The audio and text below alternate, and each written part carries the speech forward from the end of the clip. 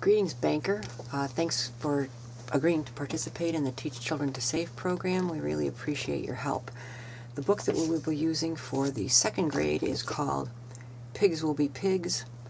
It's a great little book about saving, math, and money, and it's by Amy Axelrod. When you look in your packet, you should find this book. There will be a brief PowerPoint slide presentation that I've copied for you, but I also will send you a copy of it. You can use that in the classroom if a teacher has a smartboard, and many of the teachers do. If they don't have a smartboard, then you don't need to use the PowerPoint presentation, but you will have transparencies for the students to use. In your packet, besides the lesson plan, you'll find a sheet like this on cardstock. Cut it in half so that you have the two parts to it. There will be two sets of cards. One is labeled easy up here. The other is labeled hard. Each one is 3 sheets. What you're going to do is cut out the cards for both and have them separate, and the teacher will tell you whether she wants to use the hard or the easy cards depending upon the math level of her students. The other thing in the packet is a worksheet for the students called Where in the Pig's House, and they will complete this as you read the book. There's also a key, and there will be transparencies of these as well for those teachers that need them. There's also a sheet called the Money Hunt that the students will use after you finish reading the book. And finally, there's the Pig Cafe menu, which is a follow-up activity for the teacher to use. You will not have time to do this one in class. So make sure you have all those materials, and then this is kind of how you would do the lesson. You'd say, "Good morning, boys and girls. My name is Miss Jones, and I am employed at the ABC Bank. I really like working at a bank. It gives me a chance to work with people, to meet people, to talk with people, and to help them. I really enjoy helping people, especially people who might have some problems deciding what to do with their money. And that's what banks do. We help people to decide what to do with their money and to save it in a very safe place.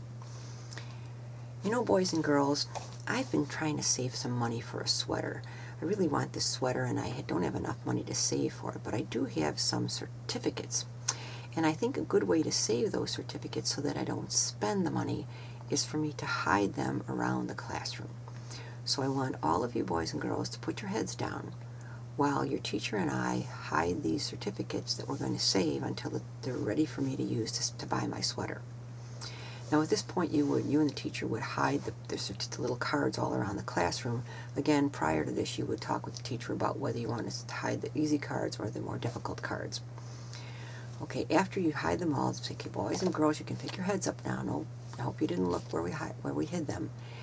And as I said before, I thought it would be a good idea for me to put these certificates in the class to save them before it's time for me to spend them to buy my sweater. Now, you know, saving means to put money aside now so that I can use it later. And spending means to spend money now, but I won't have it later. So we have two choices to make: saving money or spending money. If we save money, we won't be able to use it now, but if we spend money, we won't have it for later. So it really depends on whether you need your money now or later.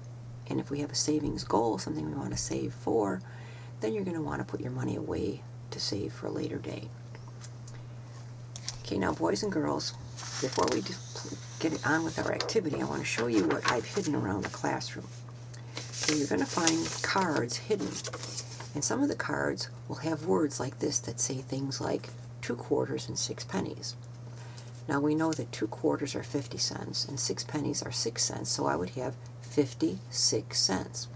So some of the cards are written in words, and some of the cards are written in money. This one says 56 cents. So I want you to go around the room and find one card only. Even if you know where there are more than one card, you're going to find one. It's either going to be one like this or one like this, not both. So find one card and come back to your seat. Now with that, let the kids go around, find the cards, come back to their seats. After they are all seated quietly, now you're going to say, okay, boys and girls, some of you have this card, some of you have this card. Some of you may have different words and different numbers, but there's going to be a matching cards all around the room. And some of you have one, some of you have the other. But now, as quietly as you can, without saying a single word, I want you to try to find the person that matches your card.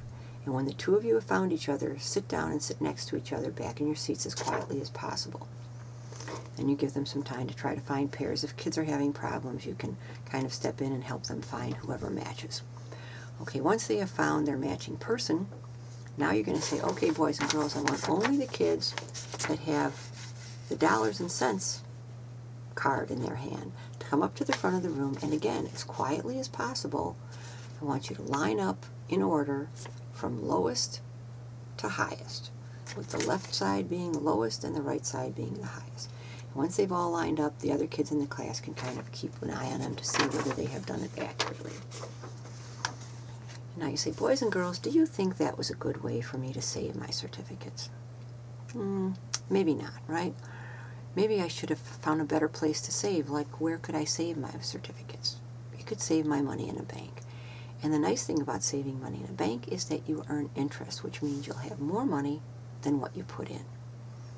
Well, you know, boys and girls, today I'm going to read a book to you about some pigs who have some trouble deciding where they want to put their money. This book is called Pigs Will Be Pigs, and it's by Amy Axelrod. So I want you to listen very carefully, and while you're listening, you're going to have this sheet on your desk.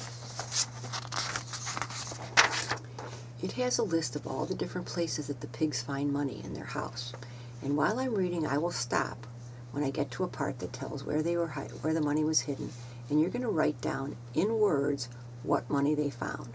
Don't bother doing this part yet. You'll do this when we're all finished. So all you're going to do is write down in words like 2 dimes, 1 nickel, depending upon where they find the money. Okay, so listen very carefully, and I'll stop from time to time so you'll have time to write things down. The pigs were hungry. Again. Let's have a snack, suggested Mr. Pig. Dear, what do we have to eat?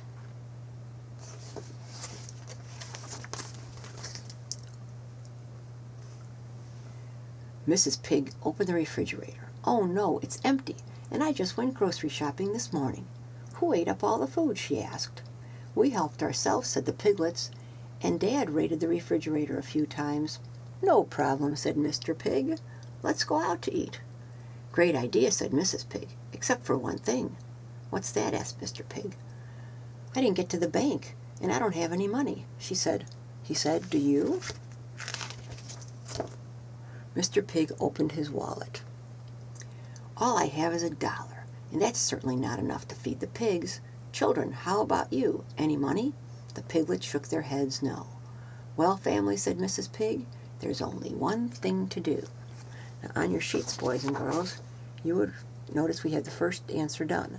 In his wallet, he found $1, and that's written 1.00. So what do you think the pigs are going to do? They're going to go on a money hunt. Time to hunt for money. Let's start with the bedrooms upstairs, said Mr. Pig. He looked through all the closets and drawers. Look what I found, Mr. Pig said to Mrs. Pig. That lucky $2 bill I was saving. It was in with my socks. So on your sheet, where it says sock drawer, you're going to write $2 bill. Remember, boys and girls, you don't need to fill in this last column yet.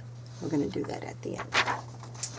Mrs. Pig searched the beds, looked under the carpet, in the night table, and in her jewelry box. Not too much here, she said to Mr. Pig, mostly a lot of dust. But I did find, now write this down, boys and girls, 2 nickels, 5 pennies, and 1 quarter. And give them time to write that down. Meanwhile, the piglets were busy hunting in their room. They found 6 shiny dimes at the bottom of their toy chest, a $1 bill on the bookshelf. Then they sat down to count out their penny collection. They counted 100 pennies. So write those things down. Back downstairs, family, said Mr. Pig. Mrs. Pig and the piglets opened the front hall closet. They checked coat pockets and all of Mrs. Pig's pocketbooks. They found 4 quarters, 10 dimes, 1 50-cent piece, and 17 pennies. Now you might have to repeat this slowly so that they get it all. Write that down too. The pigs were on a roll. Mrs. Pig checked the laundry room and found a wet $5 bill. Put that down too. Mr. Pig looked through the kitchen cupboards and pantry. "Dear," he said to his wife, "there's nothing in here. I'm going down to the basement." A few minutes later, Mr. Pig came running up from the basement holding a $20 bill. "Look what I found in my toolbox," he said. "It's time to eat." So you're going to write that down too. So Mrs. Pig and all the money put all the money in a shoebox. She counted it several times while Mr. Pig drove to their favorite restaurant, the Enchanted Enchilada. And when they arrived at the restaurant, the pig said to the waitress, "We're the pigs and we're hungry. What's the special?" He showed them the menu, and it shows the special right here. And the special is $7.99 with tax and tip included. The pigs ordered 4 specials. They ate and ate until they could eat no more. They paid the bill and left for home. So now you would have the students try to figure out, did the pigs have enough money for 4 specials? Specials are $7.99 each. Now at this grade level, the kids don't know how to multiply, so you probably would just add on the board $7.99 plus $7.99 plus $7.99 plus $7.99. Have them do the math, figure out how much money they have. Also, they would also, at this time, fill in the last column of this sheet, and when they fill in the last column of this sheet, then they would begin to work on the money hunt sheet, where they take the numbers from this sheet and then arrange them on this sheet in order from lowest to highest, and then take the numbers lowest to highest, add them up, and put the total down here. And they can use a calculator for this. So you're going to pause while they do this work, and you can kind of walk around the room to see how they're doing and talk about the pigs and how they were so crazy with their money. And we find out that they do have enough money to pay for their 4 specials, which means they're also going to have some money left over. And the question then becomes, what will they do with that money? "Boy, am I stuffed," said Mr. Pig, and they talk about how stuffed they are, and they go back home and they find out that their house is a great big mess because they made such a mess trying to find all their money. So this gives us a good chance to talk about, was it a good way to save money? Obviously their money was all over the place, the house is a mess, so they probably could have thought of a better way to save their money. So make sure that they convert the words to numbers, take all these numbers, transfer them to this sheet in order from lowest to highest, and then find the total. Find the total of $7.99 4 times, and they should discover that yes, the pigs did have enough money to buy the food at the restaurant, the 4 specials, with money left over. So what will they do with the money that they have left over? I guess they could save it or spend it. Remember we talked about saving being putting money aside for later, and spending meaning spending it now. And so when we want to talk about what a good idea it is to save, then we'd want to say, where are some good places to save? The pigs could save not under the cushions and not in the toolbox anymore, but find a good place, like maybe a piggy bank or a wallet or a box where they keep it all in one place. But of course the best place to save is in a savings account at a bank. And boys and girls, when you have enough money, you should ask mom or dad or a grown-up in your family to take you to the bank so that you can open a savings account, so your money will always be safe, it'll always be there when you need it, and you'll earn interest. And boys and girls, it's always a good idea to keep track of your money. Make sure your math skills are good. Practice your math so that you can add up how much money you have. And maybe someday you'll have a chance to work in a bank and help people to save money in a safe way, not like the pigs did all over the place. And then thank them for their kind attention and tell them a little bit more about your job. And once again, thank you for participating. Now this last sheet about the Pig Cafe, this is something to leave with the classroom teacher so that she can use it at a later date as a follow-up activity. Thank you again.